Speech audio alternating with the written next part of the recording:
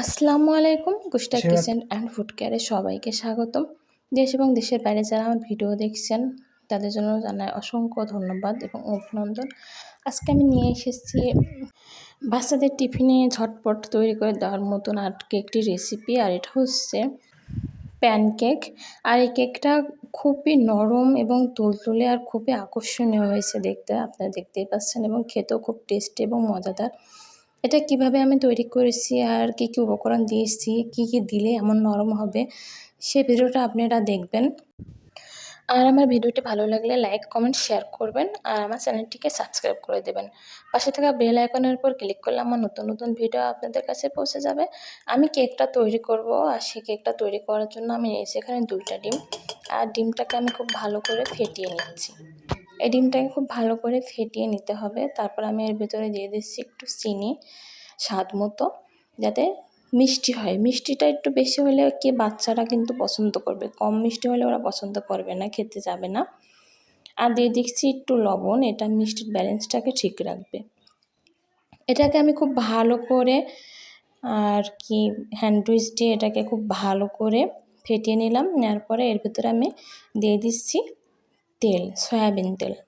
এখানে আমি 3 টেবিল চামচ সয়াবিন তেল নিয়েছি। এটাকেও খুব ভালো করে ফেটিয়ে নিচ্ছি। তারপরে একটু ভ্যানিলা এসেন্স দিয়ে দিচ্ছি। এটা দিলে পরে কি যে আষ্টে গন্ধটা থাকে ডিমের, সেটা চলে যাবে। আপনারা পারলে পরে এর ভিতরে একটু এলাচ দিয়ে দেবেন যদি ভ্যানিলা এসেন্স না থাকে। তারপর আমি এর ভিতরে এবার শুকনো উপকরণগুলো দেবো, তবে সেটাকে একটু চেলে দেবো। এতে কি হবে, আমার গোলাটা আমি যেটা তৈরি করব সেটা খুব স্মুথ হবে। আর দিয়ে দিচ্ছি বেকিং সোডা 1/2 চা চামচ। এবার এটাকে আমি ভালো করে চেলে নিচ্ছি খুব সাবধানে।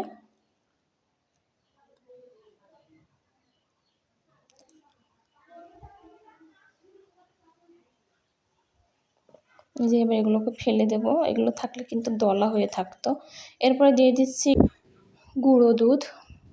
গুঁড়ো দুধটাকে দিলে পরে টেস্টটা আরও বেড়ে যাবে। এবার আমি এটাকে একটু নেড়ে চেড়ে নিচ্ছি। নেওয়ার পরে এই যেমন হয়েছে, এখন এর ভিতরে আমি দিয়ে দেব দুধ। গরুর দুধ আমি আগের থেকে জাল করে রেখেছিলাম, সেটাকে আমি এর ভিতরে এবার দিয়ে দিচ্ছি। আমি যেভাবে তৈরি করছি আর কি, আপনারা এইভাবে সমস্ত উপকরণ দিয়ে খুব সুন্দর করে ফেটিয়ে এবং ভালো করে নেড়েচেড়ে যদি গোলাটাকে তৈরি করেন, তাহলে পরে কিন্তু কেকটা খুব সুন্দর এবং স্মুথ হবে, নরম হবে।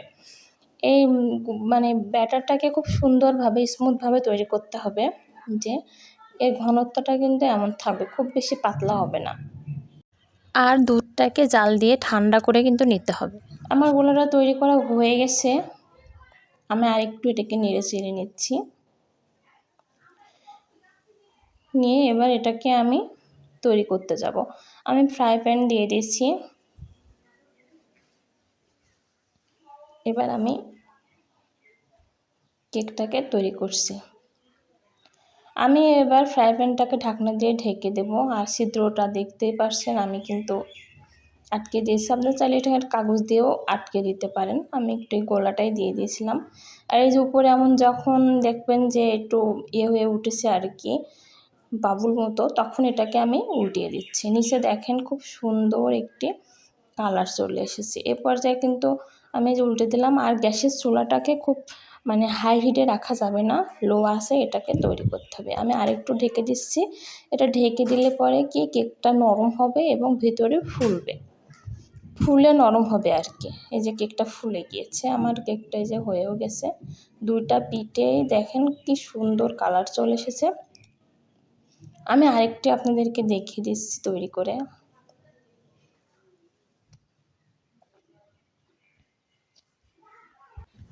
আমি আবার দিয়ে দিলাম গোলাটা। এবার এটাকে আমি ঢেকে দেব। এই যে বাবলু চলে এসেছে আর কি, কানা কানা হয়ে গেছে। এখন এ পর্যায়ে আমি এটাকে উল্টে দেব। পিছনের কালারটা দেখেন কি সুন্দর এসেছে। আর এটা ভীষণই নরম হবে এবং স্মুথ হবে। আপনারা বুঝতেই পারছেন যে দেখেন এটা কতটা নরম হচ্ছে, যে কেকটা কিন্তু নরমের জন্য কিন্তু মাঝখানে ফেটেও গেছে। এভাবে আপনারা তৈরি করবেন সমস্ত উপকরণ দিয়ে এবং খুব সুন্দর করে, তবে ফেটাতে হবে খুব ভালো করে। ডিম, চিনি, তেল সমস্ত উপকরণ আমি যেভাবে দিয়েছিলাম এভাবে দিয়ে আপনারা এগুলোকে ফেটিয়ে নেবেন। নিলে কিন্তু কেকটা এমন সুন্দর এবং নরম হবে। আমার সমস্ত কেকগুলো তৈরি করা হয়ে গেছে। আমি এই যে এগুলোকে সব একটা করে নিয়ে নিচ্ছি। আর এই কেকটা খেতে খুবই টেস্টি। আমি এই কেকটার উপরে একটু ক্যারামেল আর কি দেবো, সিরাম দেবো।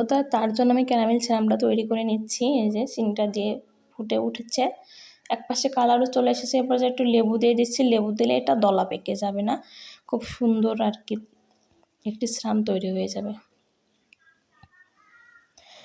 কিছুক্ষণ পরে এই যে আমি এটাকে নেড়ে চেড়ে দিচ্ছি। এই যে প্রায় হয়ে এসেছে, আর একটু হবে। কালারটা যখন সুন্দর হয়ে আসবে এই যে তখন আমি এটাকে নামিয়ে ফেলবো। কালারটা আমার খুব সুন্দর একেবারে হয়ে এসেছে আর কি, মনে হচ্ছে যেন সসের মতো দেখা যাচ্ছে, কিন্তু এটা আসলে সস না, ক্যারামেল সিরাম। এবার আমি এর উপরে এটাকে দিয়ে দেব। দেখেন আমার কেকগুলো কি সুন্দর নরম হয়েছে, হাত দিয়ে বোঝা যাচ্ছে খুবই নরম এবং স্মুথ। সমস্ত উপকরণ দিয়ে নিয়ম মেনে তৈরি করলে কিন্তু আসলে কেকগুলো এমন সুন্দর হবে। আর আমি এবার এর উপরে সিরামটাকে দিয়ে দিচ্ছি।